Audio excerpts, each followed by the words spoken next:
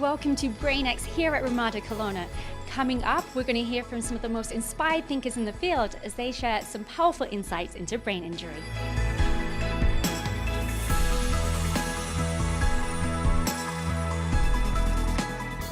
So, what am I here to chat about?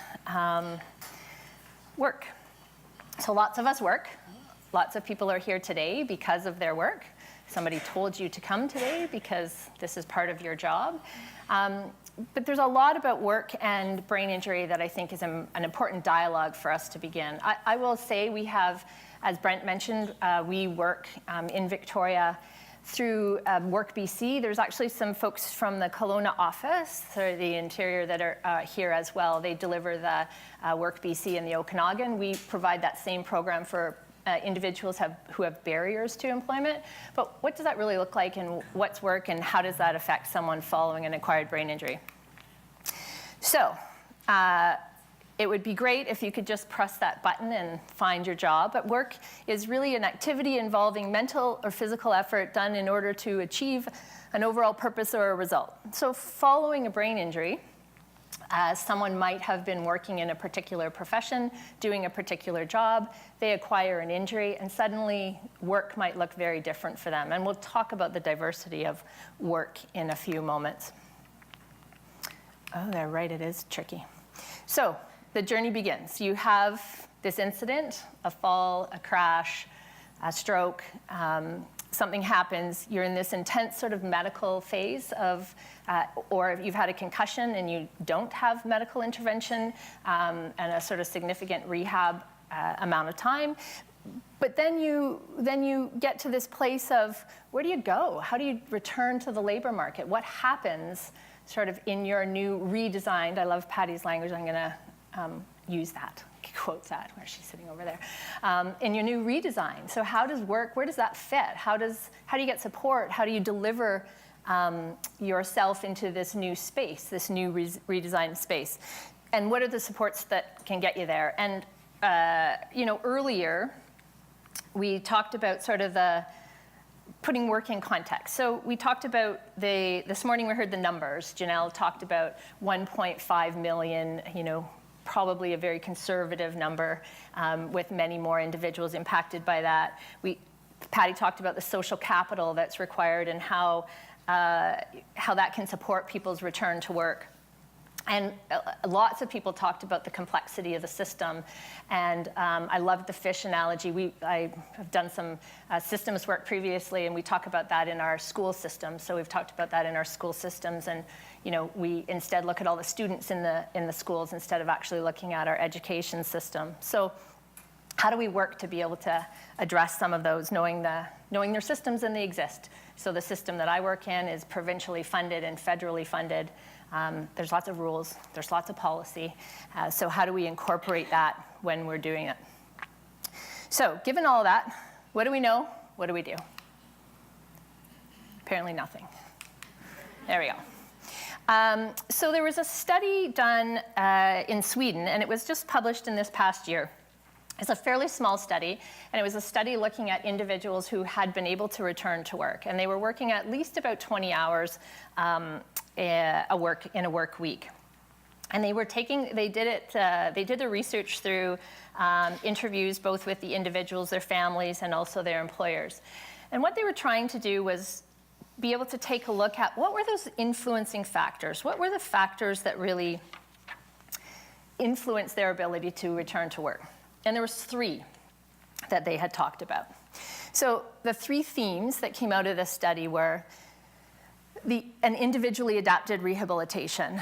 The second was motivation for return to work, and the third was cognitive and social abilities. So we'll just talk a little bit, break each of those down a little bit. So individually adapted rehabilitation. Well, in an ideal world, that would be perfect. People would be able to go through both inpatient and outpatient community supports. It doesn't always work, but ideally that would include transparency and dialogue, the conditions for staying and returning to work, the attitudes. We talk a lot about culture and attitude, and also the modifications of both task and time. So following acquired brain injury, as was talked about this morning, there are often, Dr. Miller, spoke about some of the cognitive and physical and neurological impacts of acquired brain injury, and the social emotional ones as well. Beyond individually adapted rehabilitation, though, is the motivation for return to work. And this one's a bit, we work with a woman by the name of Elizabeth Fabiano, and she's not Scottish, she's Italian, and she lives in Northern Ontario, but travels Toronto now, from Northern Ontario, but travels the world. And she does a lot of work on motivation. And it's an interesting, when you have an acquired brain injury, motivation can be a neurological change, or as was talked about earlier, it can also be a product of the changes that already exist, so psychological. So it's a bit tricky when we're talking about motivation with folks with acquired brain injury. But really, the first step when we're talking about working motivationally is really, it's like the openness of our spirit to be able to interact. And so Miller and Rolnick, I'm reading their names because I always get them wrong, described it as a way of interacting with individuals that's collaborative, evocative, and conveys respect for their autonomy. So earlier today you heard about the systems. So the system prescribes you to, and I work in the employment program of BC. We have a lot of policies and a lot of, you can attend for this number of weeks and you can receive these services. There is some flexibility, though, in terms of the way that those are delivered, to be able to allow a little bit of space between completely rigid and complete autonomy for the individual to be able to do it in their own adapted rehab program. But one of the things that we talk about in motivation when we talk about return to work, and our coaches talk about this a lot, is we talk about working or not working, but we don't often talk about, we don't call it, Elizabeth calls it, the decisional balance. So there's some kind of good things potentially about not working too for people. We don't often talk about those, but sometimes, you don't have to set an alarm. There's nobody telling you what you gotta do. And then there's some things that are difficult about not working. You're not connected socially. You're not receiving an income. You may have done a job that you loved before that you no longer can do. And on the flip side, what are the great things about working? So kind of flip some of those around. You're more socially connected. You have wages.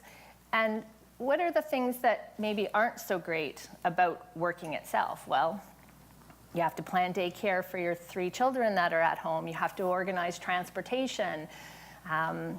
There's fatigue involved, so how do you manage your fatigue? So one of the things that we do in our Voc Rehab Services program is really look at that corner, that particular part of the decisional box.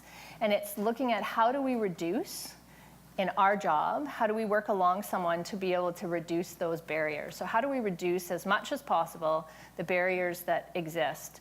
Now, when you're talking about cognitive and social barriers, sometimes, there's no linear path from here to the back door that will get us there.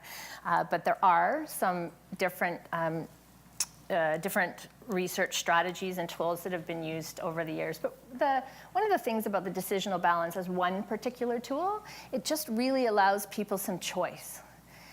When you have a brain injury, Janelle talked about it earlier today, you lose a lot of choice. You suddenly, you're, how did you describe it? Somebody comes in the front door and then all these other people show up in the back door. So in our Voc Rehab Services, we try as much as possible to, within the constraints of the program, I'll keep using that sort of, to provide the choice for people.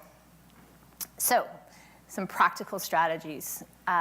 We work in relationships directly with employers. So how can you find that employer who can provide that support and guidance and feedback?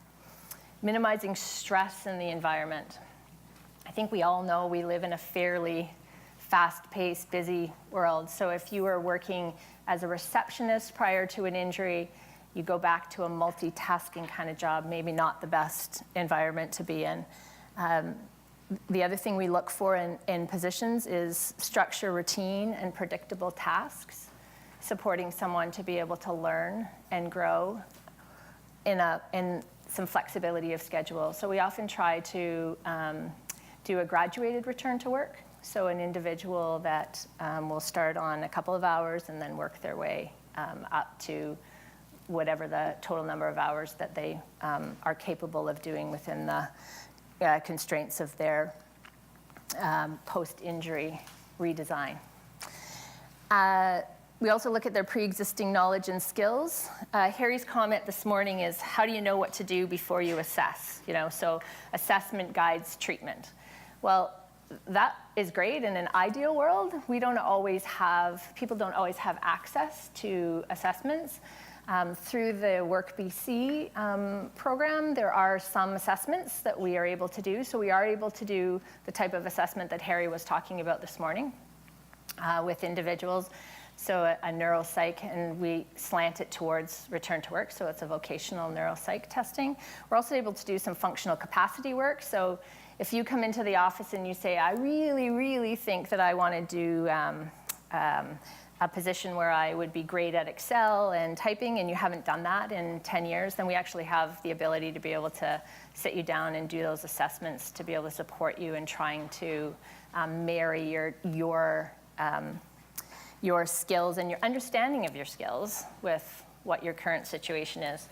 So that too is important. And then again, in a return to work, the idea of being able to sequence tasks. I'm speaking from a model that's about supported employment. A lot of individuals don't have supported employment. They go back, they choose to disclose to their employer that they've had a brain injury, or they don't.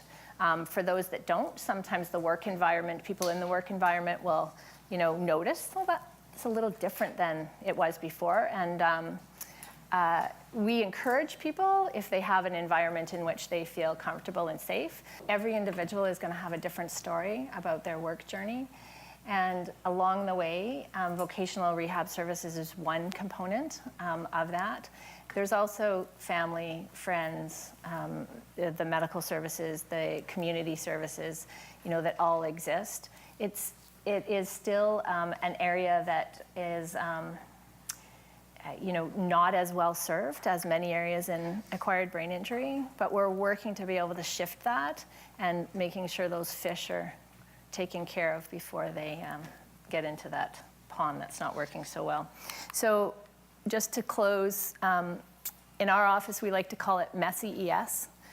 And we call it messy ES because we would like to think that in doing employment services, one of the strengths of employment services in that way is to be more creative and innovative, believing we can be better when we communicate and work together as a community. And that's been an interesting theme that I've heard throughout the day today. And that, wanting to work more for our common cause than for our smaller part. So people are whole. We are a piece of that whole. So how can we support them in their wholeness? Thanks.